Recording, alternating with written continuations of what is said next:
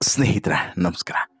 ದುಡ್ಡಿಗಾಗಿ ನಮ್ಮ ನಟ ನಟಿಯರು ಅಭಿನಯಿಸ್ತಾರೆ, ಬಣ್ಣ ಹಚ್ತಾರೆ, ಇನ್ನೊಂದು ಮತ್ತೊಂದು ಎಲ್ಲನೂ ಕೂಡ ಮಾಡ್ತಾರೆ, ಎಲ್ಲದೂ ಕೂಡ ಕರೆಕ್ಟ್.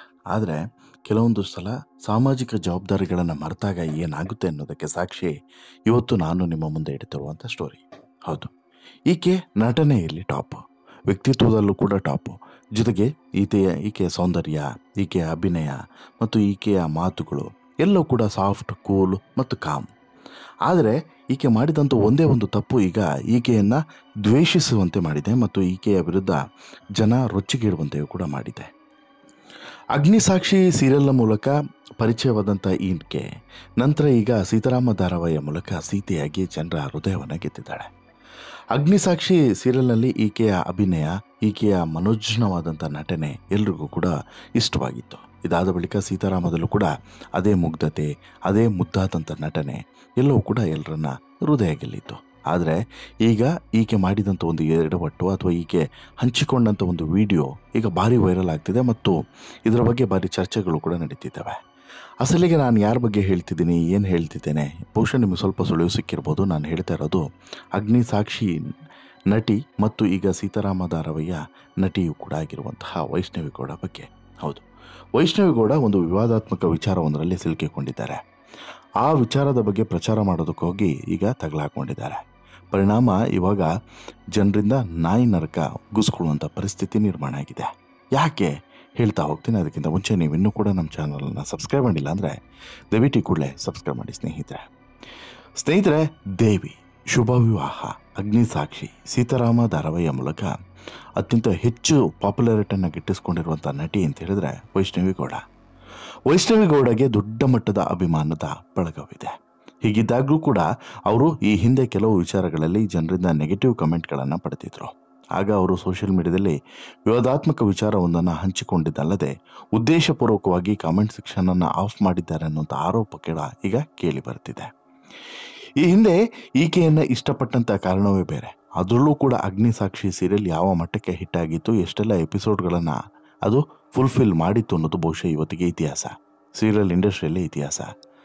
ಇಂತಹ ವೈಷ್ಣವಿ ಗೌಡ ಈಗ ಸದ್ಯಕ್ಕೆ ಮತ್ತೊಂದು ಸೀರಿಯಲ್ ಸೀತಾರಾಮದಲ್ಲಿ ನಟಿಸ್ತಾ ಇದ್ದಾರೆ. ಸೀತಾರಾಮದಲ್ಲೂ ಕೂಡ ಅತ್ಯುತ್ತಮವಾದಂಥ ಪಾತ್ರವನ್ನೇ ಮಾಡ್ತಿದ್ದಾರೆ.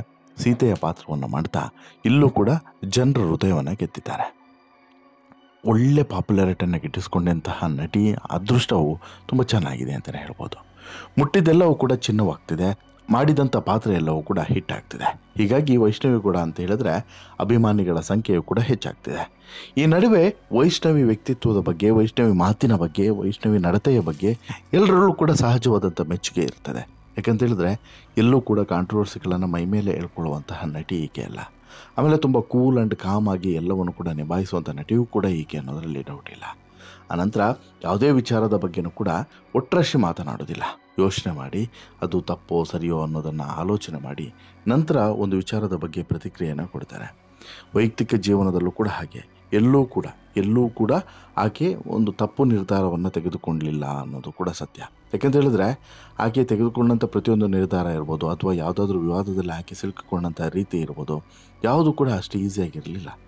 ಆಕೆ ತೆಗೆದುಕೊಂಡಂಥ ಪ್ರತಿಯೊಂದು ನಿರ್ಧಾರದ ಹಿಂದೆಯೂ ಕೂಡ ಸಾಕಷ್ಟು ಶ್ರಮಗಳು ಇರ್ತಿತ್ತು, ಸಾಕಷ್ಟು ಪರಿಶ್ರಮಗಳನ್ನು ಹಾಕ್ತಿದ್ಲು. ಜೊತೆಗೆ ಏನಾದರೂ ಒಂದು ವಿಚಾರದ ಬಗ್ಗೆ ಆಕೆ ಒಂದು ತುಟಿಯನ್ನು ಬಿಚ್ಚಿದ್ಲು ಅಂತ ಹೇಳಿದ್ರೆ ಅದು ಓಕೆ ಫೈನ್ ಅನ್ನೋ ರೀತಿಯಲ್ಲಿ ಇತ್ತು. ಹಾಗೆಯೇ ಈಕೆ ವೈಯಕ್ತಿಕ ವಿಚಾರದಲ್ಲೂ ಕೂಡ ಹಾಗೆ.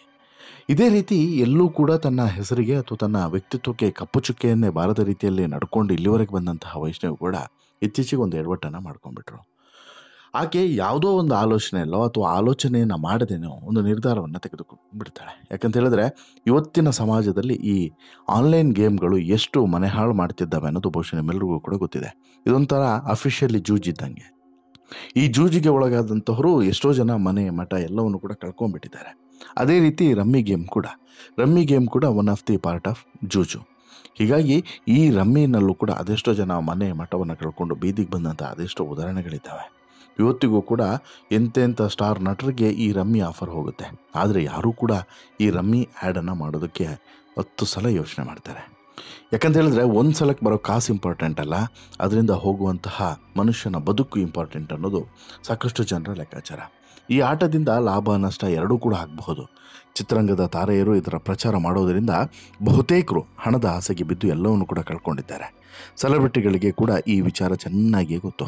ಆದರೂ ಕ್ಯಾರೆ ಎನ್ನದೇ ಹಲವರು ರಮ್ಮಿ ಪ್ರಚಾರವನ್ನು ಮಾಡ್ತಾನೆ ಬಂದಿದ್ದಾರೆ.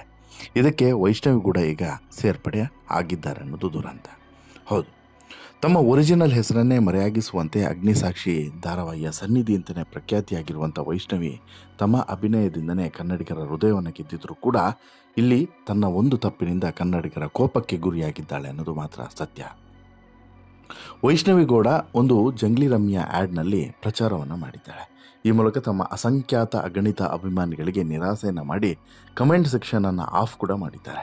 ಹೌದು, ವೈಷ್ಣವಿ ಗೌಡ ವಿವಾದಾತ್ಮಕ ಜಾಹೀರಾತಾದಂತಹ ಜಂಗ್ಲಿ ರಮ್ಯ ಪ್ರಚಾರವನ್ನು ಮಾಡಿದ್ದಾರೆ. ತಾವು ಪ್ರಚಾರ ಮಾಡಿರುವಂಥ ವಿಡಿಯೋ ತುಣುಕನ್ನು ತಮ್ಮ ಸೋಷಿಯಲ್ ಮೀಡಿಯಾದಲ್ಲೂ ಕೂಡ ಹಂಚಿಕೊಂಡಿದ್ದಾರೆ. ಡಬಲ್ ರೋಲ್ನಲ್ಲಿ ಜಂಗ್ಲಿ ರಮ್ಯ ಪ್ರಚಾರವನ್ನು ಮಾಡಿರುವಂಥ ವೈಷ್ಣವಿ ಗೌಡ, ರಮ್ಮಿ ಸರ್ಕಲ್ನಲ್ಲಿ ದೊಡ್ಡ ದೊಡ್ಡ ರಮ್ಮಿ ಟೂರ್ನಮೆಂಟ್ಗಳು ನಡೀತವೆ. ವರ್ಲ್ಡ್ ರಮ್ಮಿ ಟೂರ್ನಮೆಂಟ್ ಇರಬಹುದು, ರಮ್ಮಿ ಪ್ರೀಮಿಯರ್ ಲೀಗ್ ಇರಬಹುದು. ಇದರಲ್ಲಿ ಪ್ರಶಸ್ತಿಯ ಮೊತ್ತ ಎಲ್ಲವೂ ಕೂಡ ಕೋಟಿಗಟ್ಟಲೆ ಇರ್ತದೆ. ಈ ಮೂಲಕ ಜಂಗ್ಲಿ ರಮ್ಯ ಗುಣಗಾನ ಮಾಡೋದ್ರ ಮೂಲಕ ಎಲ್ಲರನ್ನೂ ಕೂಡ ಜಂಗ್ಲಿ ರಮ್ಮಿ ಆಡಿ ಎನ್ನುವಂತಹ ಉತ್ತೇಜನವನ್ನು ಕೊಡುವಂಥ ಪ್ರಯತ್ನ ಮಾಡಿದ್ದಾರೆ. ಇನ್ನು ಎಲ್ಲರಿಗೆ ಗೊತ್ತಿರುವಂತೆ ಈ ಹಿಂದೆ ಸ್ಟಾರ್ಗೆಲ್ಲರೂ ಕೂಡ ಈ ಥರದ ಕೆಲಸಗಳನ್ನು ಮಾಡಿದಾಗ ಅನೇಕ ಜನರು ಮುಲಾಜಿಲ್ಲದೆ ಸ್ಟಾರ್ಗಳಿಗೆ ತಪರಾಕಿಯನ್ನು ಹಾಕಿದ್ದಾರೆ. ಸಾಮಾಜಿಕ ಮೌಲ್ಯದ ಕುರಿತು ಪ್ರಶ್ನೆಯನ್ನು ಮಾಡಿದ್ದಾರೆ, ನಿಂದಿಸಿದ್ದಾರೆ. ಹೀಗಾಗಿ ವೈಷ್ಣವಿ ಗೌಡ ಇದೆಲ್ಲದರಿಂದ ಮುಕ್ತಿಯನ್ನು ಪಡೆಯೋದಕ್ಕೋಸ್ಕರ ಕಾಮೆಂಟನ್ನು ಆಫೇ ಮಾಡಿಬಿಟ್ಟಿದ್ದಾರೆ. ವೈಷ್ಣವಿ ಗೌಡ ತಮ್ಮ ಕಾಮೆಂಟ್ ಸೆಕ್ಷನನ್ನು ಆಫ್ ಮಾಡಿದರೂ ಕೂಡ ಸೋಷಿಯಲ್ ಮೀಡಿಯಾದಲ್ಲಿ ಈ ಕುರಿತು ಚರ್ಚೆ ಮಾತ್ರ ನಿಲ್ತಿಲ್ಲ. ಕಳೆದ ಒಂದು ವಾರದಿಂದ ಕೂಡ ಇದರ ಬಗ್ಗೆ ನಿರಂತರವಾಗಿ ಚರ್ಚೆ ಆಗ್ತಾನೆ ಇದೆ. ಬೇರೆ ಬೇರೆ ಕಡೆ ಇದರ ಬಗ್ಗೆ ಆಕ್ರೋಶಗಳು ವ್ಯಕ್ತವಾಗ್ತಿದ್ದಾವೆ. ಚಿತ್ರರಂಗದ ತಯಾರಿಯರಿಗೆ ಇರಬೇಕಾದಂಥ ಸಾಮಾಜಿಕ ಜವಾಬ್ದಾರಿಯನ್ನು ಎಲ್ಲರೂ ಕೂಡ ಅರ್ಥ ಮಾಡ್ಕೊಳ್ಬೇಕು ಅನ್ನುವಂತಹ ಮಾತುಗಳು ಕೇಳಿ ಬರ್ತಿದ್ದಾವೆ. ಇನ್ಸ್ಟಾಗ್ರಾಮ್ನಲ್ಲಿ ವೈಷ್ಣವಿ ಗೌಡ ಅವರಿಗೆ ಹೆಚ್ಚು ಕಡಿಮೆ 1.5 ಮಿಲಿಯನ್ ಜನ ಫಾಲೋವರ್ಸ್ ಇದ್ದಾರೆ. ಇಷ್ಟು ದೊಡ್ಡ ಮಟ್ಟದಲ್ಲಿ ಫಾಲೋವರ್ಸನ್ನು ಹೊಂದಿರುವಂಥ ನಟಿ ರಮ್ಮಿ ಆಡಿ ಅಂತ ಹೇಳ್ಬಿಟ್ಟು ತಮ್ಮ ಅಭಿಮಾನಿಗಳಿಗೆ, ತಮ್ಮ ಫಾಲೋವರ್ಸ್ಗಳಿಗೆ ಪ್ರೋತ್ಸಾಹಿಸೋದು ಎಷ್ಟು ಸರಿ ಅನ್ನೋಂಥದ್ದು ಪ್ರಶ್ನೆ. ಈಗ 1.5 ಮಿಲಿಯನ್ನಲ್ಲಿ ಎಲ್ಲಾದರೂ 1% ಜನ ರಮ್ಮಿ ಆಡಿದ್ರು ಕೂಡ ಅವರ ಬದುಕೇನಾಗುತ್ತೆ, ಅವರ ಇನ್ವೆಸ್ಟ್ಮೆಂಟ್ ಏನಾಗುತ್ತೆ, ಅವರ ಜೀವನ ಏನಾಗುತ್ತೆ ಅನ್ನೋದನ್ನು ಯೋಚನೆ ಮಾಡಬೇಕಲ್ವ.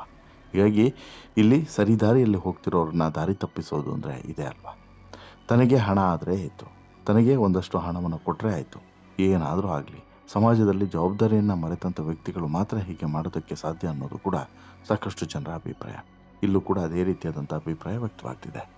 ಇನ್ನು ಕಾಮೆಂಟ್ ಸೆಕ್ಷನನ್ನು ಆಫ್ ಮಾಡಿರೋದು ಕೂಡ ಈಗ ಸಾಕಷ್ಟು ಜನರಿಗೆ ಇಲ್ಲಿ ಈಗ ಸಿಟ್ಟನ್ನು ಬರೆಸುವಂತೆ ಮಾಡಿದೆ.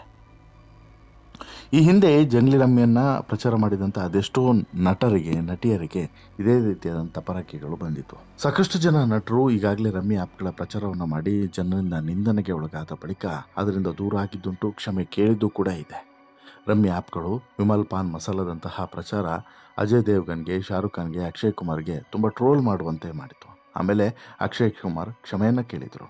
ರಮ್ಮಿ ಆ್ಯಪ್ಗಳಿಂದ ಹಣವನ್ನು ಕಳೆದುಕೊಂಡಂತಹ ಅದೆಷ್ಟೋ ಜನರು ಇದೇ ರೀತಿ ಇನ್ನೂ ಈ ಆಟದ ಹಿಂದೆ ಹೋಗಿ ತಾವು ಸಾಕಷ್ಟು ಕಳೆದುಕೊಳ್ತೀವಿ ಅನ್ನೋದನ್ನು ಕೂಡ ಮರೆತು ಆಡುವಂಥದ್ದು ಕೂಡ ಇದ್ದೇ ಇರ್ತದೆ. ಯಾಕಂತ ಹೇಳಿದ್ರೆ ಅವ್ರು ಹೇಳಿದಾರಲ್ವಾ, ಬಹುಶಃ ಆಗ್ಬೋದೇನೋ ಅನ್ನುವಂಥದ್ದು ಕೆಲವರ ಭಾವನೆ ಇರ್ತದೆ.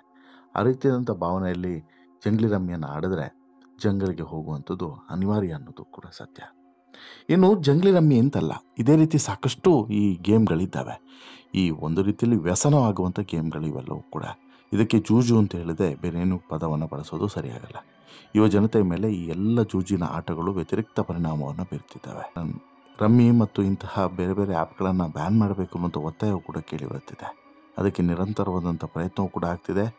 ಆ ಕಡೆ ಈ ಕಡೆ ಹೋಗೋದು, ಮತ್ತೆ ವಾಪಸ್ ಬಂದು ರಮ್ಮಿಯನ್ನು ಪ್ರಮೋಷನ್ ಮಾಡೋದು, ಈ ರೀತಿಯಾದಂತಹ ಚಟುವಟಿಕೆಗಳು ಸದ್ದಿಲ್ಲದೆ ನಡೀತಾನೆ ಇದ್ದಾವೆ.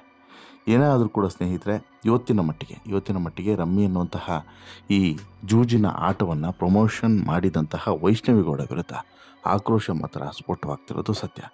ಇನ್ನಾದರೂ ವೈಷ್ಣವಿ ಈ ವಿಚಾರದಲ್ಲಿ ತಿದ್ದುಕೊಳ್ತಾರಾ, ಕ್ಷಮೆಯನ್ನು ಕೇಳ್ತಾರಾ, ಕಾದು ನೋಡಬೇಕು. ನಿಮಗೇನು ಅನಿಸುತ್ತೆ ಸ್ನೇಹಿತರೆ, ವೈಷ್ಣವಿ ಗೌಡ ಮಾಡಿದಂಥ ಈ ಎಡವಟ್ಟಿಗೆ ನಿಮ್ಮ ಅಭಿಪ್ರಾಯ ಏನು? ದಯವಿಟ್ಟು ನಿಮ್ಮ ಅಭಿಪ್ರಾಯವನ್ನು ಕಮೆಂಟ್ ಮಾಡಿ ತಿಳಿಸಿ. ಜೊತೆಗೆ ಇಷ್ಟ ಆಯಿತು ಅಂತ ಹೇಳಿದ್ರೆ ಲೈಕ್ ಮಾಡಿ, ಶೇರ್ ಮಾಡಿ, ಚಾನಲ್ಗೆ ಸಬ್ಸ್ಕ್ರೈಬ್ ಆಗೋದನ್ನು ಮರಿಬೇಡಿ. ಧನ್ಯವಾದ.